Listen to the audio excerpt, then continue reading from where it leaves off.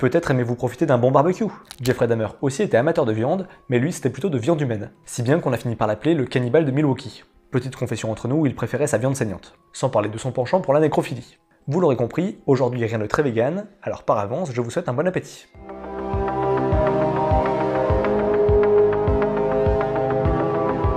On dit souvent que pour comprendre un psychopathe, faut remonter dans son enfance. Jeffrey n'échappe pas à la règle, quand il était jeune, il cherchait des animaux morts autour de chez lui pour pouvoir les disséquer.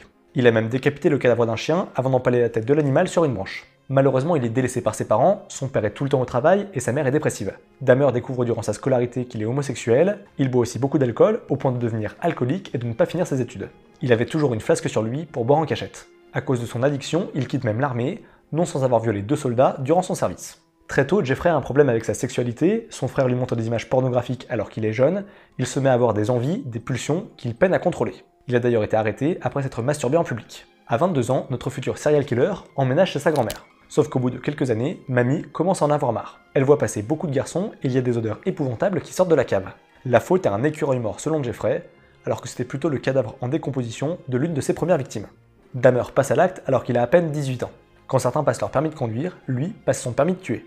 Il invite dans la maison familiale un autostoppeur pour lui proposer de boire un coup avec lui. Le temps passe et quand le malheureux Stephen veut repartir, Jeffrey le frappe à l'arrière du crâne avec une haltère avant de l'étrangler avec. Il finit par le démembrer et l'enterrer dans le jardin pour dissimuler les preuves.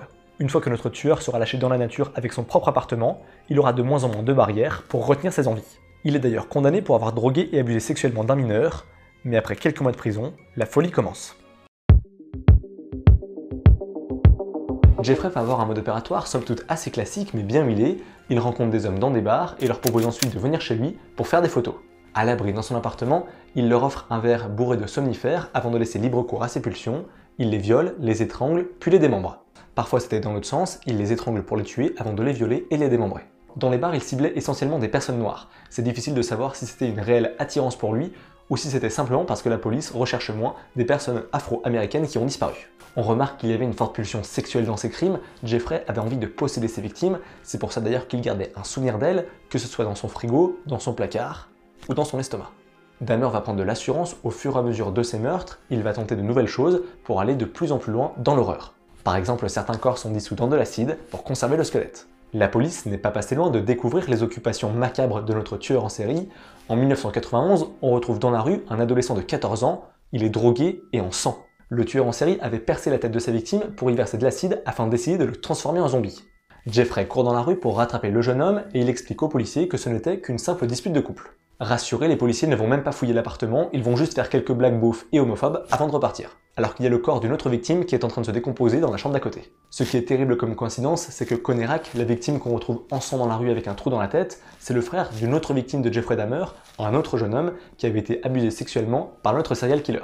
Et pour ses abus sexuels, Jeffrey avait dû faire de la prison.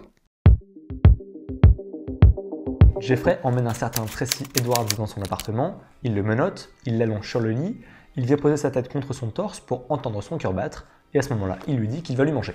Le jeune homme va alors réussir à calmer son agresseur et à se faire passer pour son ami. Et une fois la confiance établie, il lui assène un coup de tête avant d'aller chercher la police. Simple et efficace, ce coup de boule va stopper la folie meurtrière de notre homme. À ce moment-là, Jeffrey a tué 4 personnes en l'espace de 3 semaines seulement, il est dans une spirale infernale, il perd pied, il se met à violer des cadavres et à manger des organes. Sa dernière victime ne savait pas encore à quelle sauce elle allait être dévorée, heureusement pour elle. Quand la police arrive, il tente une nouvelle fois de faire passer ça pour une dispute de couple, sauf que cette fois ça ne marche pas. Les voisins sentaient des odeurs étranges sortir de l'appartement, pas étonnant avec ce que la police va découvrir dans son frigo et dans ses placards. Des têtes dans le frigo, des crânes décorés et des torses dissous dans de l'acide. Sans parler de tous les polaroids qu'il a pris au moment où il disséquait ses victimes.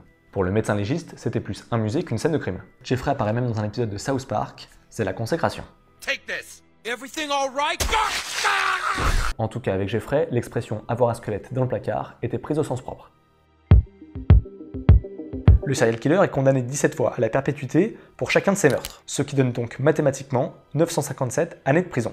Il aurait sûrement trouvé le temps long, mais après 2 ans passés à l'ombre, il va être tué par un détenu schizophrène qui se prenait pour le fils de Dieu. Double ironie de l'histoire, le meurtrier de notre tueur en série était un afro-américain, et il l'a tabassé avec une haltère, c'est la même arme que Jeffrey avait utilisée pour faire sa première victime. Sûrement un coup du karma, c'est élémentaire.